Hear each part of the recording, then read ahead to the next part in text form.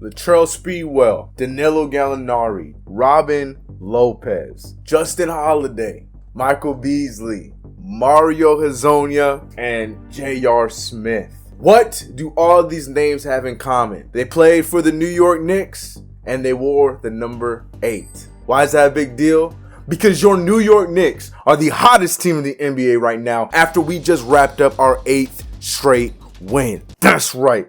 We went out there and we handled business against an Atlanta Hawks team that has been surging right now. And I'm sure I'm going to see some comments from some of the haters, some of the Hawks fans talking about, yeah, try it again when we got Trae Young and this, that. I can care less about your injuries. First of all, I hope Trae Young has a speedy recovery because I don't think anybody in this game deserves to have any kind of crazy injury to keep them out of the game. And I hope the injury's not as bad as it seemed when he initially injured his ankle. Hopefully he comes back quicker rather than sooner. But at the same time, forgive me, I'm not going to cry for anybody else's team and anybody missing players because we've been missing players all year and the Knicks have been playing with this next man up mentality. We're getting cooked by their center, Clint Capella, throughout the entire game, and we're playing with our second and third and fourth string centers throughout this entire game. Derrick Rose fouls out. We're missing our best scorer that's not named Julius Randle or RJ Barrett for the last few games, but yet the New York Knicks go out there and have one of our highest scoring games of the season before we even get into overtime. So miss me with the starters. I understand it's one thing because these are your superstars or whatever the case may be. I don't care, okay? We're missing key players to what make this team as great as it's been this year, and I don't care. Talk to me. And on top of that, we on a back-to-back. Miss me with any of the excuses. The Knicks went out there and we took care of business. And I say this all the time too. More importantly than anything else, if a situation is handed to you, whether it is a team that's not good or whether it is a team that is injured, I don't care what the circumstance may be, the New York Knicks in the past don't take advantage of those opportunities. And the Knicks have been doing that this year. And this one was one of those situations where it unfortunately fell in our lap in a way that Hawks fans are probably going to be sour about. But the Knicks fans, we knew that we needed to take care of business with or without these players on the court. And for that, I say this. Look, man, hopefully we stay right where we are, 4-5. Whether it's you guys in 4, whether it's us in 4, I don't care what it is. But hopefully it stays this way because I will openly take a series, a 7-game series against this same Atlanta Hawks team with everybody healthy. Hopefully we have our guys healthy. But I'm telling you right now, I ain't worried about it. Give us a 7-game series with you guys, and I'll tell you how unbothered I am about you missing players. We were able to handle the job in the past playing against your Trae Young and this, that, and the third. I don't care. That being said, the New York Knicks are on the hottest streak in the NBA as the New York Knicks not only handled business against Western Conference teams in the previous leg of this win streak, but right now we are playing against the teams that are either in front of us or right next to us in this playoff hunt. That's right. Your boy CK is out here saying the word playoffs because we are a playoff team handling business 8 games in a row. You look at any of the other teams in the top 6 next to the New York Knicks name, all of them are on a bit of a slide right now, and we're the only ones in the top 6 that are handling business and going on this streak. We are coming for the top teams. I hear everybody talking about the Milwaukee Bucks 4 games away. You're right. The Milwaukee Bucks have a tough little schedule coming up while we're able to hopefully handle business and maybe get closer to that spot. It's a bit of a long shot, but at the same time, I ain't shooting for less this year. I want more.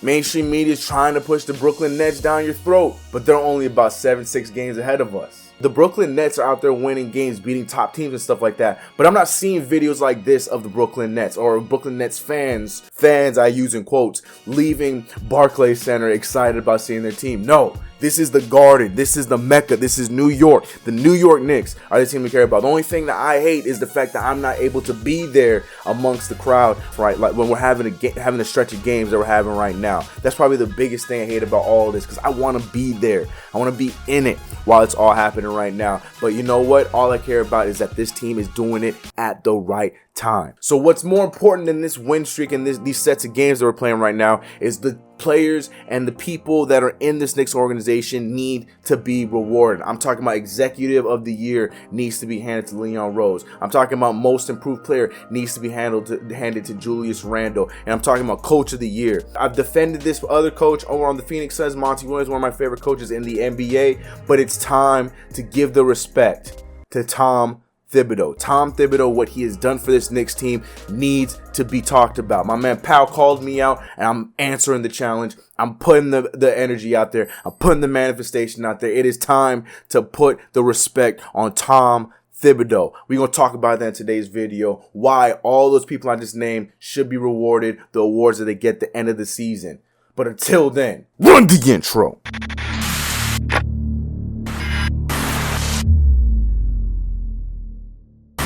What's going on, CK Crew? It's your boy CK2K, and welcome back to another video. I hope y'all see the hoodie, because just to understand who runs NYC, that is the blue and orange. It's your boy CK. Make sure if you haven't already, make sure you hit that subscribe button, hit the notification bell. Do not forget to like this video. As you can tell, I am on one right now. I'm feeling what's going on right now. We have a few games off. It's so much so that Tom Thibodeau has to force this team to take a damn break, because even yesterday, after our 2 days ago, after our 7th win in a row, we have Obi Toppin and Mayo quickly and all the young guns going right back in the gym, getting more shots up after a win. After Emmanuel quickly had himself an easy 17 points, getting himself out of the slump. And Obi Toppin, who probably was slumping a little bit more and wants to make sure he gets his shots up. You can see both resulting in solid games out of both of our rookies last night. So much so that Tom Thibodeau had to force them into a break.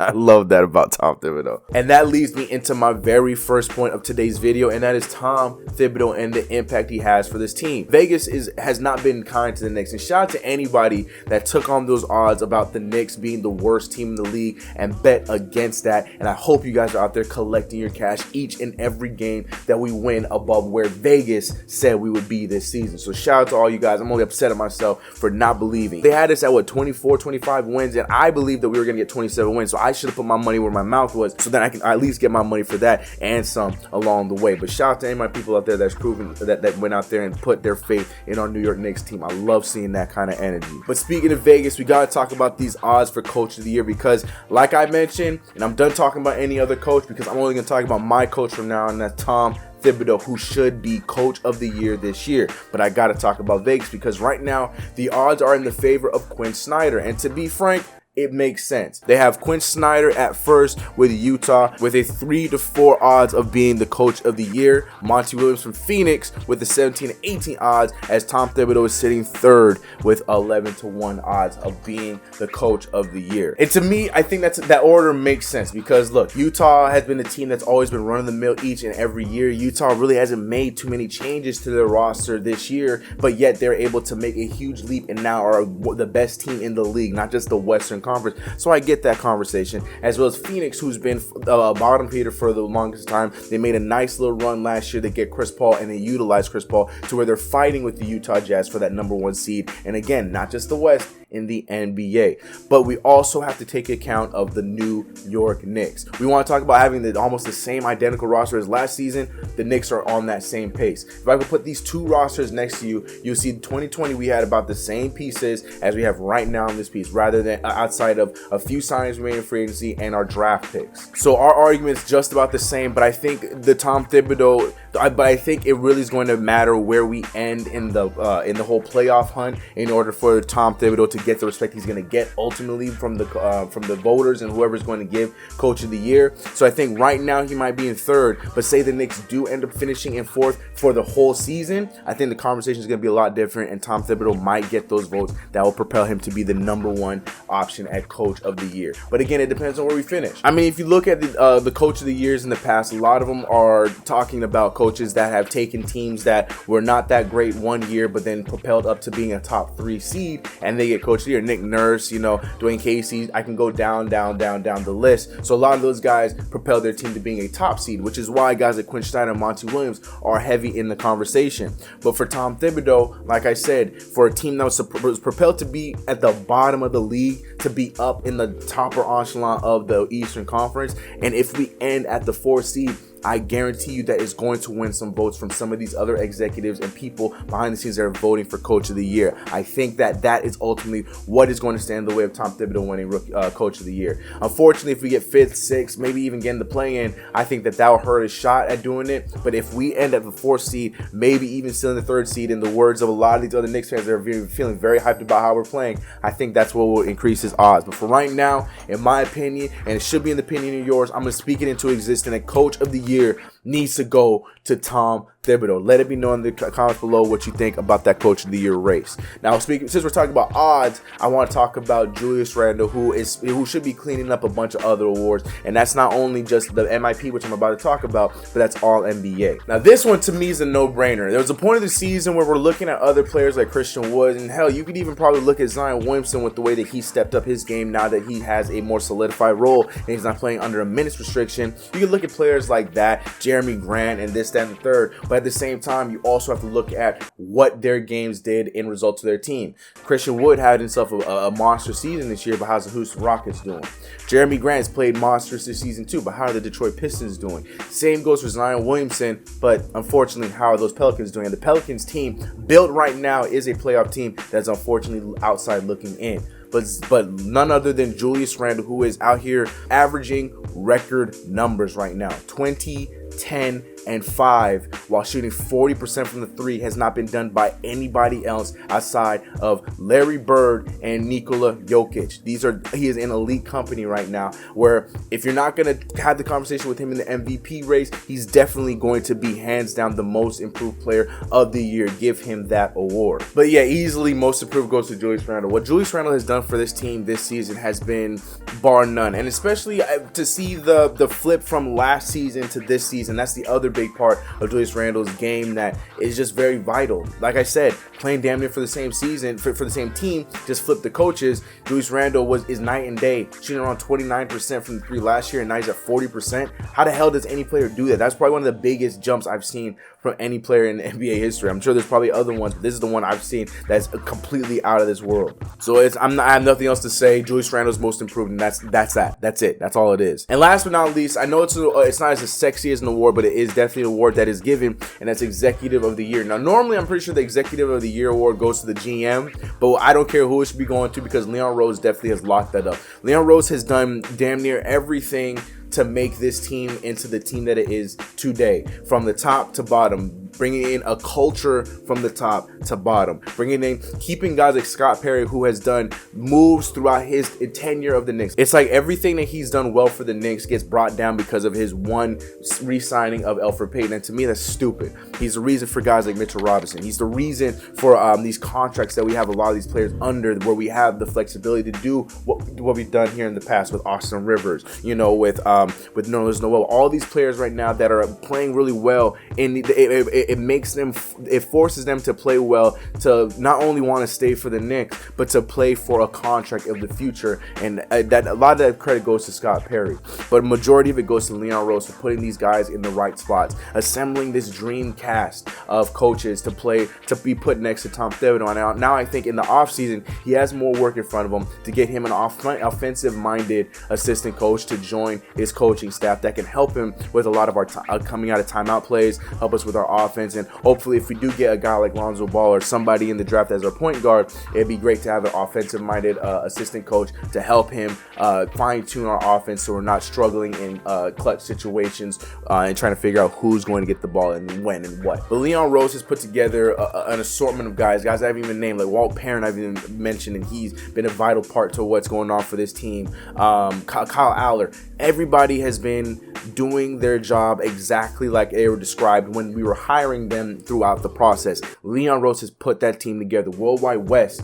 being the impact. He's Steve Stout. The little things that we don't notice, the intro videos now are way more New York. The highlights that are playing in between quarters and stuff like that, giving Jay-Z's on the track for a Julius Randle mixtape that's playing in between timeouts and stuff like that. A lot of that stuff you got to give credit to Steve Stout, and he's doing a lot of the stuff behind the scenes, partnering the Knicks up with Kith to make a fire City Edition jersey that Knicks fans initially were trying to hate on, including myself. But initially, as the season goes on, you're looking at these jerseys and you're just like, yeah, you know what? These are fire. We finally got the black jersey we asked about, and it was outside the box. What other team do you see right now making sure that New York is on the Nike joint, making sure everybody understands where you're at, as well as the circle? I love what's going on with the jersey. I love everything that's going on with this organization, starting from Leon Rose. So the Executive of the Year has to go on Leon Rose for not only everything I just mentioned, but also providing a winning team on the lowest payroll in the league. We were pressured to use the remainder of the cap space that we had, and Leon Rose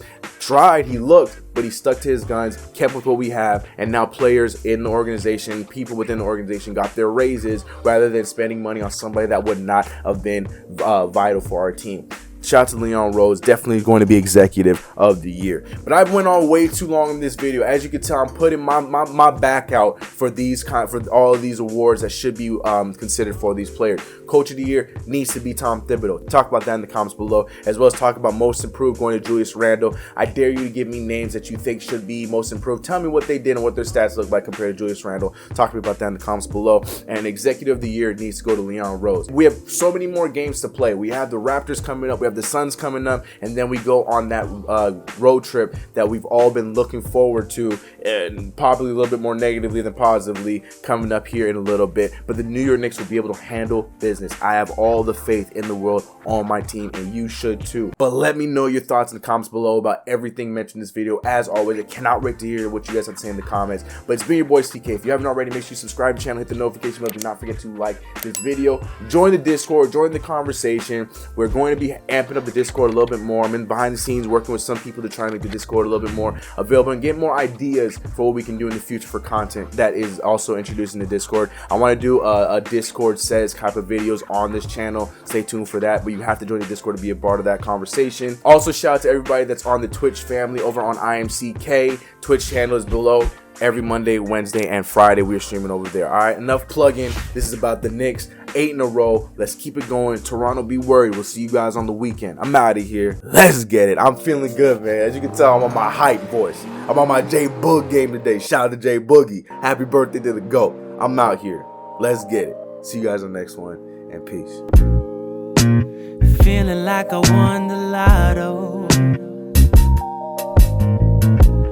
Always taking trips with a new chick, asking where the time goes. And I wonder if this is all I'll